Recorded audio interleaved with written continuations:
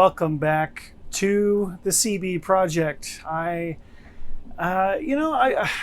went through and reviewed footage and went through my data log on my transmitter, and I said to myself, something does not add up.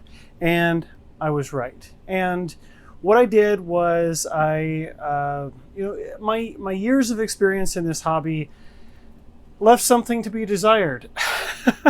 So normally what I do is I know the models that I typically power, motors that I typically use, speed controllers that I typically use, and it's just a formula that works for me. Since I build so much, it's easier to think less about, oh, what should I do for this model? What unique flavor of electrical consumption should I doesn't really matter. Electrons spent is electrons spent. And in this case, I had a motor in my drawer and I thought, it should work for the weight class that we're looking at. And per eCalc online, I should be consuming only about 250 watts. So I knew I had some headroom, and this particular motor is rated for 425 watts, which is fine. Now, what baffles my mind here is I put the motor on a watt meter, which sure, I could have done that easily before, but knowing that I'm usually in the ballpark, plus or minus 5, maybe 10% on the eCalc calculations, and in this case I was off by over 20%. Power consumption on this motor on a 4-cell with an 8.8 APCE prop was a lot more. Let me pull up the figures and I'll show you exactly what I mean. Alright, so in this table I've got some basic parameters. Alright, this is essentially what my thrust test tells me. I've got my 8x8 2-blade APCE prop, and I pulled 580 watts on that, which is weird. And on top of that, it only produced 1 pound of thrust. Given that this model weighs quite a bit over 1 pound, that's probably why it was quite an ordeal to get this airplane off the ground and keep it off the ground. All right, so that being said, let's take a look at what some additional props I tested, how they would stack up to this. So here's our APCE prop. Now, I knew that I wanted to go to probably a 3-blade prop in order to produce some additional thrust.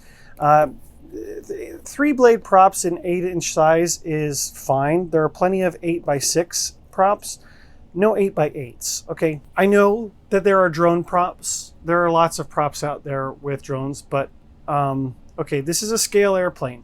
I'm not going to put a drone prop on here. Number one, drone props are horribly, horribly inefficient. And you can argue that all day long that you want, but they are built for efficiency of speed. Okay, they're not built for efficiency of electrons. Okay, those are two very different things. And I mean, one of the factors is how flimsy those props are. That flimsiness translates to loss of energy. Plain and simple, folks. This is just basic physics. This isn't even anything difficult yet. So then on top of that, the scale profile is just wrong for a model that's 1940s. Okay, 1940s airplane. I'm not going to put something that looks very modern, a very modern propeller, on a 1940s airplane. Sorry, not going to do it. I have a very narrow selection of propellers, which means I take a propeller and cut it down. I find a larger prop with the correct pitch and cut it down. Standard plastic props like APC props, it's not a good idea in my opinion to do that because they're very thin, and when you start cutting back the prop, you can run into some fractures that make the prop unsafe. I've not seen it happen in person, but I've heard of it happening. So I just steer clear of APC prop cutting those down, at least the electric ones. Now, Master Airscrew, on the other hand, is very different. They have a very robust set of plastic, and I take these props and I cut them back all of the time whenever I want to play with something. And hats off to Master Airscrew. They sent all of these props to me for me to get some data. We like data. After cutting back these props, I just sort of organized them. So what we've got is what started life as a 16-8 and a 16-10. Okay, 8 and 10 seemed to be odd sizes. 12 was oddly in a 13-inch diameter. I'm not sure what the marketability of 13-inch diameter props is, but a 13 by 12 is pretty aggressive. So this is what we have. This is what we tested. And so I have the 16-8 cut back to an 8-8. I have 16-10 cut back to an 8-10, and a 13-12 cut back to an 8-12. All right, so all 8-inch props. We've got 8, 10, and 12. And then on top of that, after doing this testing, I got a fourth prop from Master Airscrew, and this is an 11-8. There's an 11-8 prop that I cut back to an 8-8. And the reason that I did that is because you look at the blade profile. So that here is the 16-8 cut back. Look at the difference of the width of the blade. In addition to that, you have rotating mass that you have to account for. Rotating mass does account for energy efficiency, okay? That's why a lot of modern cars use aluminum wheels, not steel, because it's lighter, less rotating mass, less energy, and so you get more efficient. So the same thing applies and probably is more so effective with propellers. And I've talked about propellers before on this channel. I'm a huge proponent of wood propellers because they are really lightweight. Even though they're not for electric per se, you do gain efficiency in the mass, the rotating mass of the propeller, which is why I will take a wood prop over a large APC prop any day of the week. A lot of people really like their APC props. That's fine. For me and the scale stuff that I do, I don't care much for them. Now, people can criticize me all they want about, well, why are you using an APC prop in the first place? It's what I had in the drawer. You know, the airplane doesn't even have final paint on it. You know, I knew that I had some bugs to work out. So, data. Let's look at the data. All right, so here is the original set of data. Then we went from an 8-8, the 8-8-3 from the 11-inch, 600 watts. So we go from 580 to 600, and we gained 2 pounds of thrust for only 20 additional watts.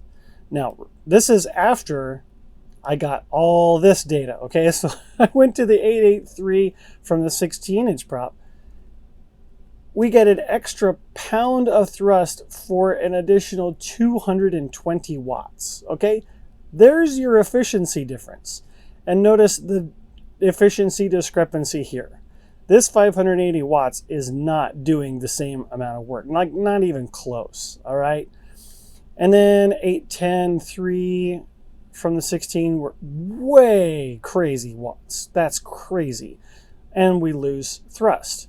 And then 812, 3, we're about the same watt. Well, we are the same watts, but we have half the thrust. So clearly we're stalling the prop on the ground here. That's a given. That's easy to figure out. So with that set of data, I was able to think in my head, okay, well, the amount of power that I need for this airplane is probably in the 500-600 watt range, given how heavy it is. You know, that's safety margin, etc. So thinking in my head, okay, let's take the 8-8 scenario, but less mass. And sure enough, 600 watts, this is probably the sweet spot for this motor on this application. I still have to fly this model with that configuration, But I will say that we are in a much better spot than before. I'm much more confident about this airplane actually getting off the ground on my runway. So there is that going for it. Now, the additional thing that I can also point out is a lot of people online, when I made a simple picture post here, oh, your efficiency is terrible. You know, you should, your prop blade tip or whatever is just wrong, and you're giving up so much of it. Okay, I'm not looking for the absolute most efficient thing in the world. I'm looking for something scale. I'm a scale guy, okay? People just like to criticize, all right? They like to fault find. It's something that is, in my opinion, a disease in this country. And if you want to criticize me in the comments, by all means, let yourself be known as one of those people. All right, the end of the day, I can shape the tips of these props because of the robust plastic that they're made out of. Sorry, I've done it before. Let me give you a big fat for instance. You guys remember this project?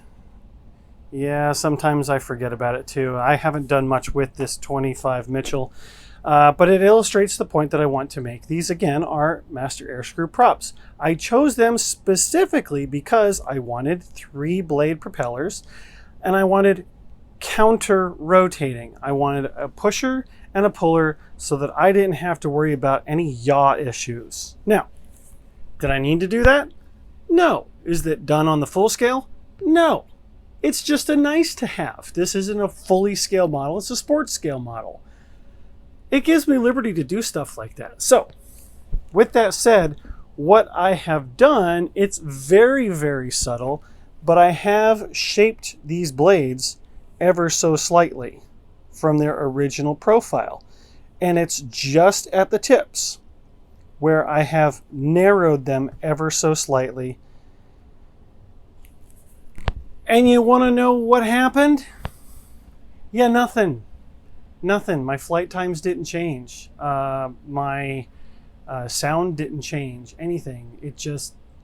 It looks better, and it serves the purpose. Okay, guys? So let me put this away and we'll wrap up here. All of that said, I have to tell you guys that I'm extremely happy with this combo. Now, let's lastly address the elephant in the room. Remember back at the beginning, I said that this motor is rated for 425 watts, and the static pull on this was 600 watts. Okay, so obviously I'm over propped here, okay? And that's okay, because I get a sense that this motor is probably not long for this world anyway. It's just a gut feeling. It's an old one that I had just thrown in the drawer. I'm okay with that. Okay, this is a fun build. I'm going to fly it like this because I can. And if it only lasts me one flight or half a flight, I'm okay with that. But now I have the data going into it, knowing that if something happens, if I lose power in flight, I'll know instantly what happened and I can react to it. That's the power of data. All right. So that being said, it is getting closer and closer to build time, and I'm already building stuff. So make sure that you guys are heading over to dubro.com and using code Josh10 at your checkout to save yourself a little bit of money. And until next time, keep working on your amazing flying works of art.